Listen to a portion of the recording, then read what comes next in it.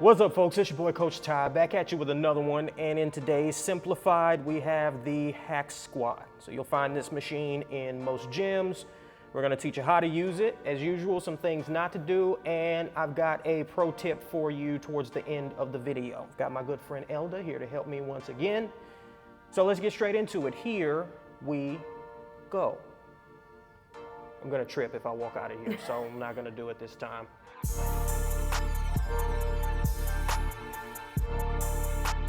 All right, guys, here we go. So first thing you need to know about this machine will be the safety. Down here, you've got this little handle. Move the safety up and down depending on your range of motion. You might need to experiment a little bit. Once you've got the safety in a decent spot, you're gonna go ahead and hop into the machine, which I'll let Elda do. And you're gonna hop into position. Now, of course, your shoulders go up against this shoulder pad. Make sure your entire back is pressed into the pad. And then you're gonna have a disengage mechanism somewhere on the machine. Now on this incredible Atlantis hack squat, the disengage is up here. Sometimes it'll be lower on the machine, but if you don't know where it is, there will be some instructions on the machine that will tell you.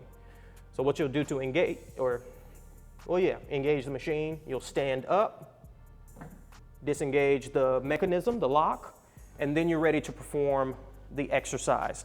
So whatever squat stance you're used to using, I would say definitely start off by mimicking that and seeing if it's comfortable.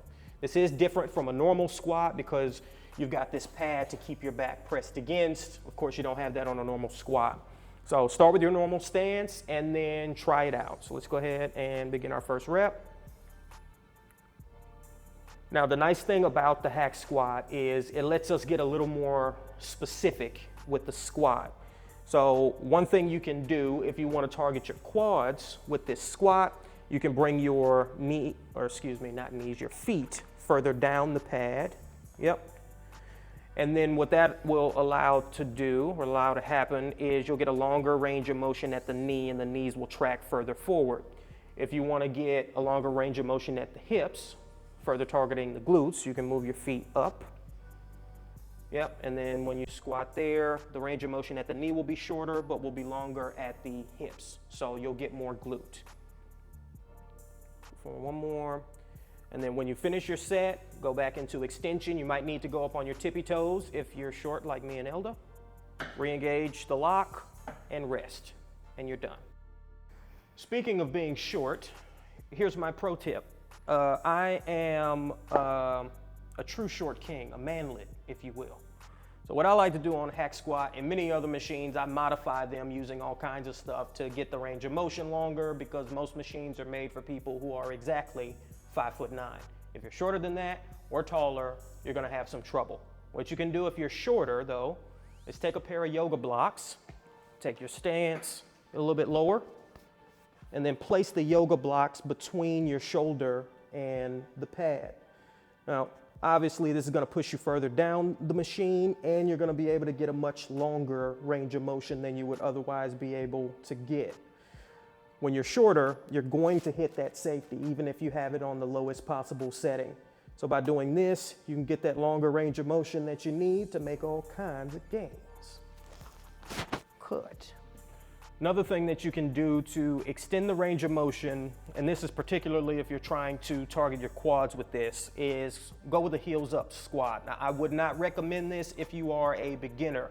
If you've been squatting for a while and you're confident in your knees, we'll say, then this is a good option.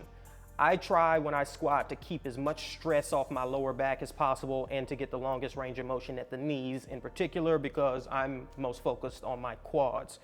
So what I do, I disengage the mechanism, I come up onto my toes, and then I let my knees track all the way forward. And what I'm looking for is for my calves to touch my hamstrings at the bottom, and then I push my toes through the front of my shoes like I'm performing a leg extension.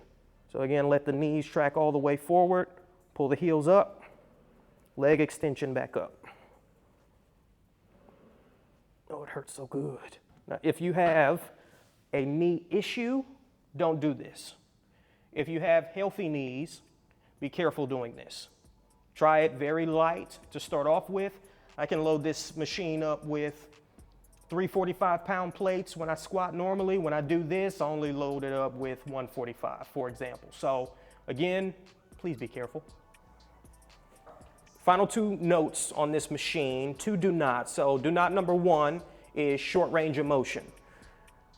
Because you're using this machine, again, ideally you want to get a longer range of motion than you would be able to do if you were doing a barbell back squat or a goblet squat.